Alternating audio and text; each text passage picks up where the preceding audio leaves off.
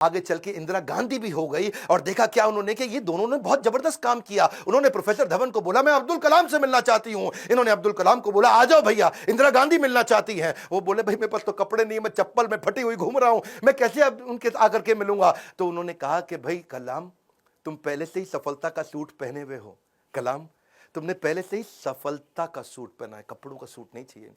और उन्होंने जाकर के वहां जब इंदिरा गांधी से मिले बड़ी प्रभावित थी। उन्होंने कहा कि अब तुम्हारे को डिफेंस में और काम करना पड़ेगा।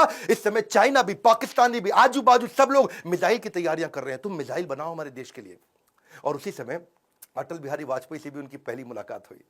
अटल से जब उन्होंने हाथ मिलाने के लिए आगे बढ़ा तो अटल इनसे हाथ नहीं मिलाए, अटल बिहारी जी इनको गले लगा लिए। इंदिरा गांधी मुस्कुराई, बोलिए ध्यान रखना अटल बिहारी जी ये मुसलमान है। अटल बिहारी बोले ये मुसलमान बाद में है, पहले हमारे देश के नागरिक हैं और हमारे देश के महान साइंटिस्ट हैं। अब्दुल कलाम उनको देख के बहुत मुस्कुराए। सफलता पे सफलता मिल रही थी, उसका उन्हें इनाम भी मिल रहा था। 1981 में पद्म भूषण अवार्ड दिया, 82 में डीआरडीओ का डायरेक्टर बना दिया। डिफेंस की ऑर्गेनाइजेशन डीआरडीओ उसके मुख्य पद पे आ चुके थे, पर मन से वो खुश नहीं थे, मन से खुश नहीं थे, क्योंकि जानते थे कि चाइना और पाकिस्तान मिसाइल पे मिसाइल बना रहा है और उन्हें देश की सुरक्षा खतरे में नजर आ रही थी। उस दौरान कमाल की बात देखो, अजीबो गरीब इमेजिनेटिव व्यक्ति थे अब्दुल कलाम जी।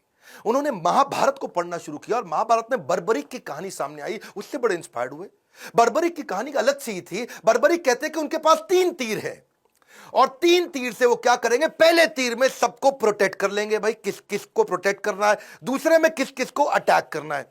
मेरी बात समझना, पहले 2 तीर में क्या करेंगे, किसको अटैक करना है उन सबको डिसाइड कर लेंगे, उसके बाजू में किस किस को, सबको थोड़ी पूरा का पूरा शहर उड़ा दें। भाई जिसको प्रोटेक्ट करना है उसको सिलेक्ट कर लिया, जिसको अटैक करना है उसको सिलेक्ट कर दिया, तीसरे तीर में गेम ओवर, खत्म कर दिया। तो उनके पास 3 तीर थे। वहां सोचे यार ये तीर किसको प्रोटेक्ट, किसको अटैक, कैसे जाना है, किधर किधर जाना है, बड़ा गाइडेड तीर है।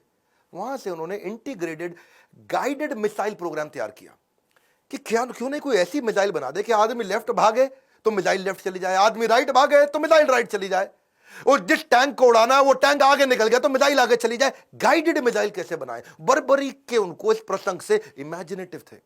एक इंटरव्यू में बोले कि भगवान कृष्ण के सुदर्शन चक्र से सीखने को मिला। भाई भगवान कृष्ण का सुदर्शन चक्र बड़ा रिमोट कंट्रोल्ड होता है। भाई कृष्ण ने चक्कर छोड़ा और सामने वाले के पास जाके पहले चक्कर रोक दिया, जितनी देर पहले बातचीत करनी है बातचीत कर लिया, चक्कर घूमे जा रहा है, और जब बोलते खत्म करो अटैक करो तो चक्कर मारा उसको और वापस आ गया। तो बोले यार ये बड़ा सिस्टम है, बड़ी एडवांस टेक्नोलॉजी थी। तो वहां से उनको इंटीग्रेटेड गाइडेड मिसाइल ये मॉडल उन्होंने शुरू किया और उसके बाद उन्होंने एक के बाद एक मिसाइल की झड़ियां लगा दी। देखो, who dare to imagine the impossible are the ones who will break all human limitations. Imagination के बारे में वो हर कॉलेज में लेक्चर दिया करते थे।